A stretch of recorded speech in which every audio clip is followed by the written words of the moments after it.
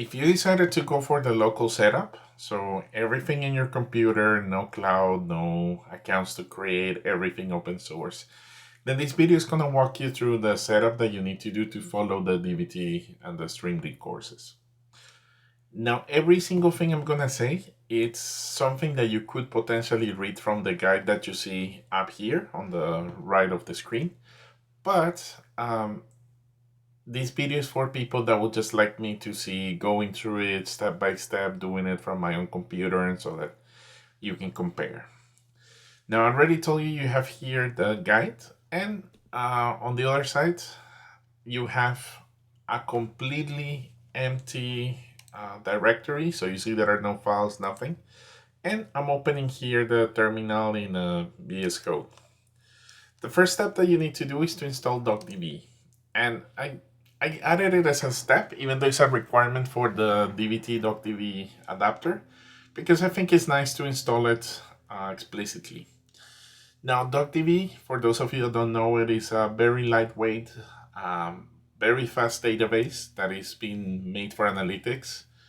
Being honest with you, is my favorite thing whenever I need to try some SQL locally, give it a try, practice SQL from my computer, or build like a quick prototype.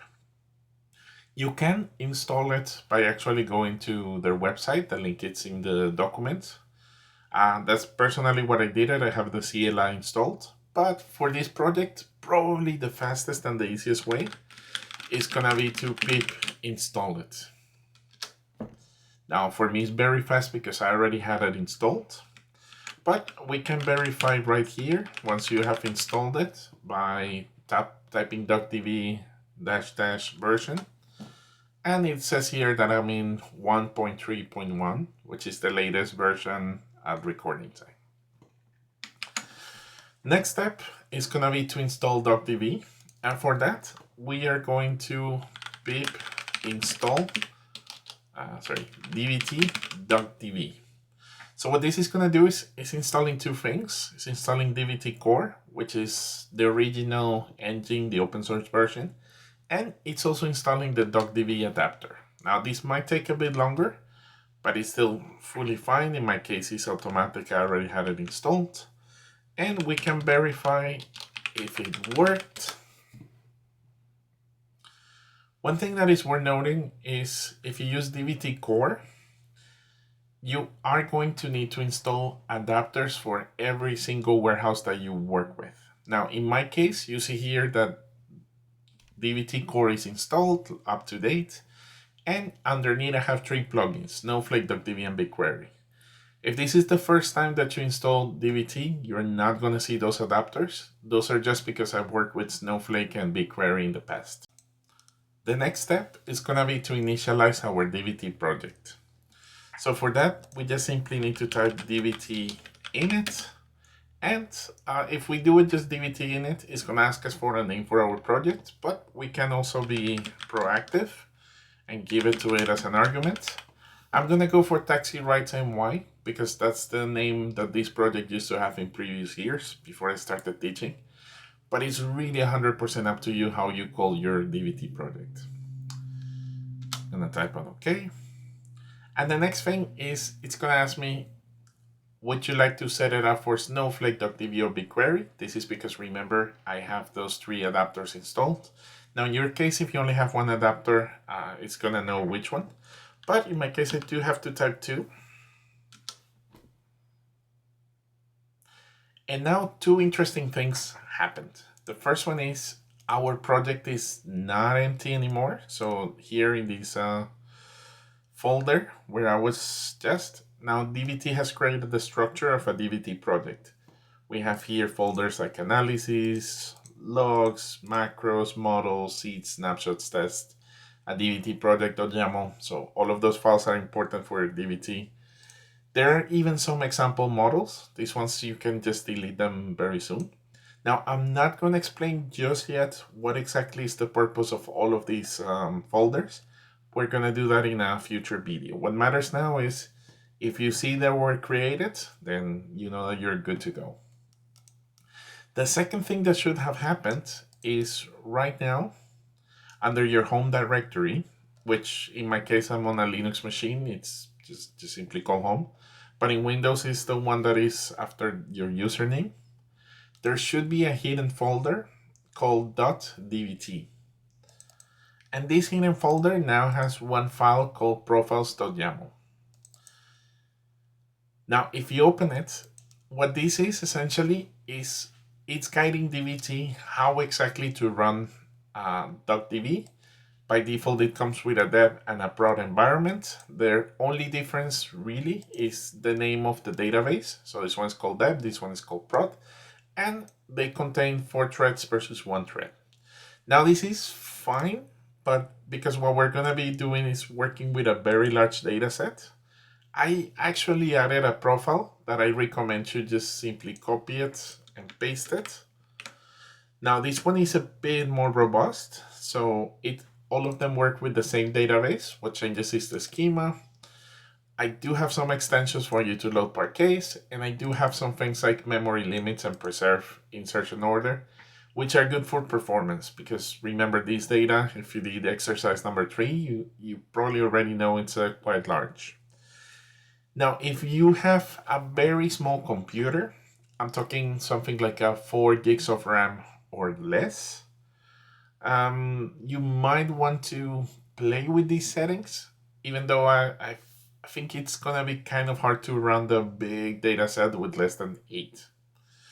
So if that's your case, no issues. I will tell you a little bit more when we talk about deployment. But yeah, for now, just this profile that I created is very conservative. It should work for most hardware. But if you have a beefier computer, you can always change these memory limits and it can potentially be a bit faster for you. I'm gonna save it, of course, close it. And now that we have my profile and my project, it's time for us to actually create a database and ingest the data. Now, I added here a little Python script. What you need to do is to copy it, go inside of this folder. In my case, it's called taxi rides NY. Inside of this folder, save it. I'm gonna call it just simply ingest.py. Paste it, save it. And now in a terminal, so yeah, here's my script. In a terminal, I'm gonna go to the right directory, which is taxis ride NY. You see that ingest.py is in there, and I'm gonna run it. Oh, okay.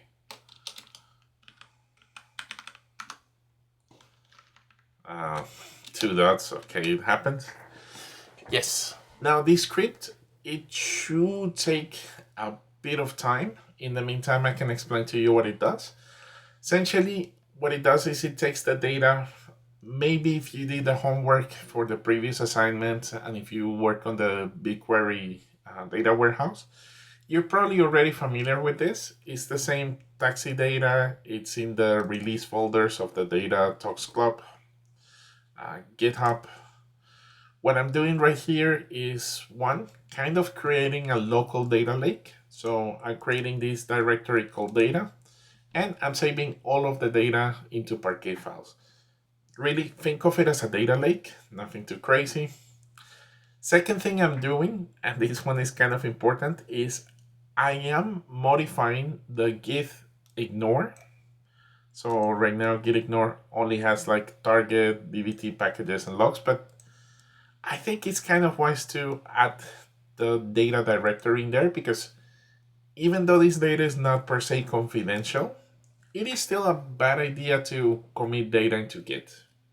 Not only, of course, it's a security risk, but even with these data sets that are fake data, if your Git project becomes way too large, any type of operation like a Git push or a Git diff is going to take a lot of time.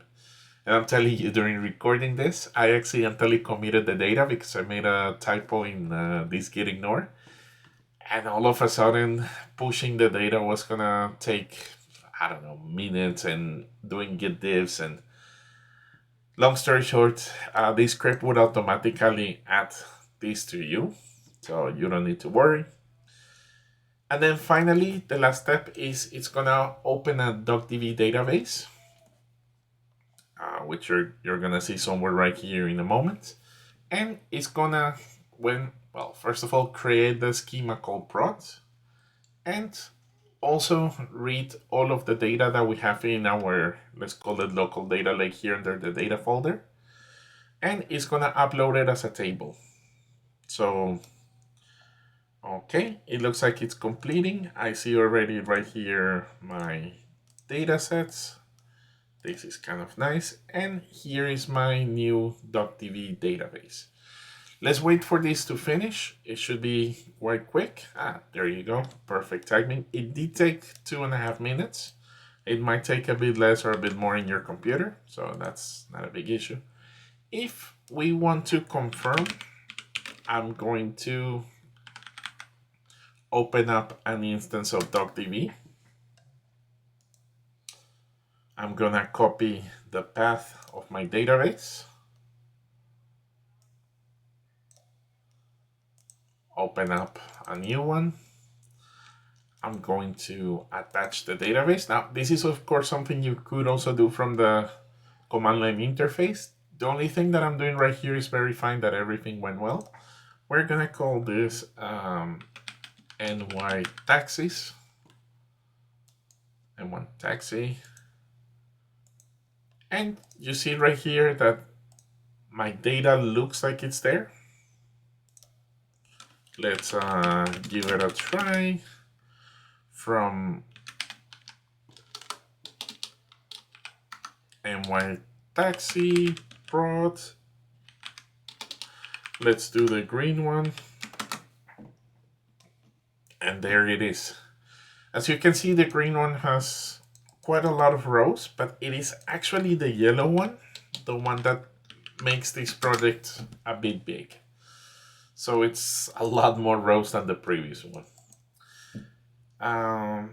So if you see this, you can once again check this on the terminal. Nothing that I did was necessary. It was just to be 100% sure that the data is here. And it seems that it is. Now, if you did this step to verify, it is very important that you close the DuckDB instance, because you might get some conflicts if that file is open in two places. So now you have your DBT project, which is right here. You also have your DuckDB database. Oh, I see. I created two of them. Let's just delete the spare one. And your data should be ingested right here in data. The next thing that we need to do is to verify that it actually works. So the first thing that you're gonna do is to navigate to your DBT project. Once again, happens.